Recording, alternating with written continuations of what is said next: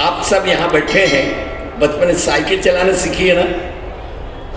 जब साइकिल चलाते हैं, अच्छा शुरू में सब लोग कैंची चलाते हैं, क्यों भाई साहब? पांडे जी, बचपन में जब साइकिल चलाना सीखते हैं तो कैंची चलाते हैं। अच्छा, यहाँ कोई कैंची चला सकता है क्या? आप बचपन में कैंची चलाई, लेकिन अब कैंची नहीं चलाई। क्यों नहीं चला सकते? और उससे आप साइकिल चलाना सीख गए। कैसे सीखे? मुझे याद है कि जब मैं साइकिल चलाना सीख रहा था, मैं छोटा था, लेकिन मेरे बड़े भैया मेरी साइकिल के कैरियर पकड़े थे। तो दिमाग में ये रहता है कि कोई न कोई हमारी साइकिल का जो कैरियर है वो पकड़े है, इसलिए साइकिल चलाना सीख जाते हो, आपके अंदर विश्वास होता है। आज मैं दावे के साथ कह सकता हूँ कि भगवान भी 3 कामों के साथ आपको खड़ा रहता है। परित्राणाय साधूनाम विनाशाय च दुष्कृताम धर्म संस्थापनार्थाय।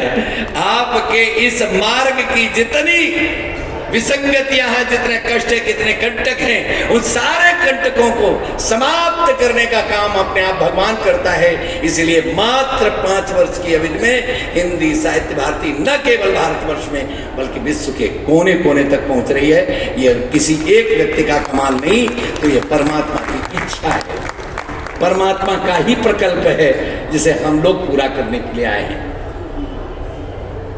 लंबा नहीं करना है, लेकिन ज्ञान परंपरा याद रखिए। हमारे केवल 3 चिंतन रहे हैं जिनके आधार पर पूरे भारतवर्ष में ज्ञान उसके आसपास घूमा है। एक द्वैतवाद, एक अद्वैतवाद, और एक जो कपिल मुनि ने दिया सांख्य योग। इन तीनों के आसपास ही घूमता है पूरी ज्ञान परंपरा। द्वैत, अद्वैत और सांख्य योग के आसपास जाती है। साथ रख करके कल्पना करते हैं, लेकिन अद्वैत हम ब्रह्मास्मि कहते हैं। सोहम तत्त्वमसि ईशावास्यमिदं सर्वम, सिया राम में सब जग जानी, आत्मवत सर्वभूतेषु। इस तरह के चिंतन के आधार पर यह अद्वैतवाद है। अलग अलग उसके उद्घोषक हुए, लेकिन सर्वांग पूर्ण रूप से तीनों चिंतनों को मिला करके सामंजस्य बनाने का काम जो हुआ, उसी को भारत की ज्ञान परंपरा कहते हैं। भाइयों बहनों, जरा भारत वैभव पढ़ लीजिएगा। ये तीनों ज्ञान परंपराएं भारत वैभव में आपको स्पष्ट, जिस जहां बैठे हैं ना, वो 3 धाराएं का संगम है। 3 धाराओं का संगम, जानते हैं ना? एक धारा गंगा की है, दूसरी धारा यमुना की है, और तीसरी धारा माँ सरस्वती की है।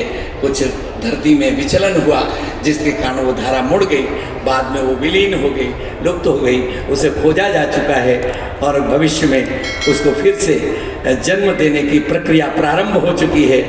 भाइयों बहनों, इसी तरह द्वैत, अद्वैत और सांख्य योग, तीनों के दर्शन को मिला के एक बार देख लीजिए।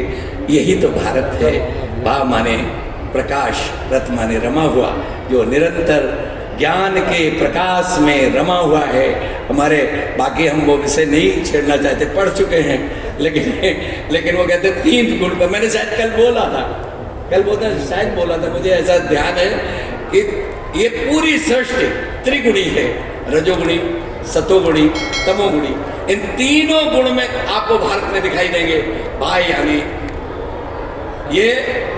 यानी सतोगुण, र माने रजोगुण, त माने तमोगुण, और तीनों को मिलाकर यही तो भारत की परंपरा है। यही भारत की ज्ञान परंपरा है, जिसकी चर्चा होती है। और एक शब्द और कहता हूँ, जिसको हमारे मिश्रा जी ने कहा था कि आपने विषय ही गलत रखा। अरे भैया, भारत में जब सारे लोग धर्म को पंथ कहने लगे तो बनाम तो अपने आप हो गया। भले ही मुकदमा गलत हुआ हो, लेकिन केस तो लड़ना ही पड़ेगा। मेरे भाई मिश्रा जी, अगर मेरे ऊपर गलत मुकदमा हो गया है, भले ही हम अच्छा विनोद मिश्रा जी कह रहे हैं कि आप उनका नाम चंद्रभान जी कर लो, मेरा क्यों कह रहे हो? तो मैंने कहा वो नहीं है, आपका नाम नहीं, चंद्रभान मिश्रा जी की बात कर रहा हूँ। ये बनाम है और इसी बनाम में ये चीजें आएंगी जो मैंने बोली, यही बनाम में अभी कुछ और सुनोगे है। लेकिन धर्म होगा कौन, इसकी चर्चा आपसे की जा चुकी है। आप जानते हो कि जब हम मनुष्य बन जाते हैं और मैं का हम में विलय हो जाता है तो मेरे भाइयों बहनों हम धार्मिक हो जाते हैं। दुनिया की कोई ताकत मुझे धर्म से अलग नहीं कर सकती। हम पूजा करें न करें, लेकिन मैं का विलय हम में जब हो जाता है तो समाज के प्रति हमारी दृष्टि बदल जाती है, सृष्टि के प्रति हमारी दृष्टि बदलती है। और एक बात और कहें कि जब कुछ परिवर्तन बड़ा होता है, जैसे अभी सागर साहब ने एक घोषणा की, मैं प्रणाम करता हूँ आपको। ऐसा लग रहा था जैसे मेरे मन का सारा भाव आपने पढ़ करके बोला हो। मैं आपको प्रणाम करता हूँ। सच में मुझे लगता है कि जब भगवान का अवतरण देश में हुआ, वो काहे के लिए आते हैं? तो उन्होंने श्लोक पढ़ा था, जब हो 3 काम करने के लिए आते हैं। परित्राणाय साधूनाम विनाशाय च दुष्कृताम धर्म संस्थापनार्थाय संभवामि युगे युगे। काहे के लिए? परित्राणाय साधूनाम, सज्जन शक्ति की रक्षा करने के लिए, विनाशाय च दुष्कृताम, दुष्ट शक्ति का समापन करने के लिए। अगर ये दोनों हो जाएंगी तो धर्म का संस्थापन अपने आप हो जाएगा।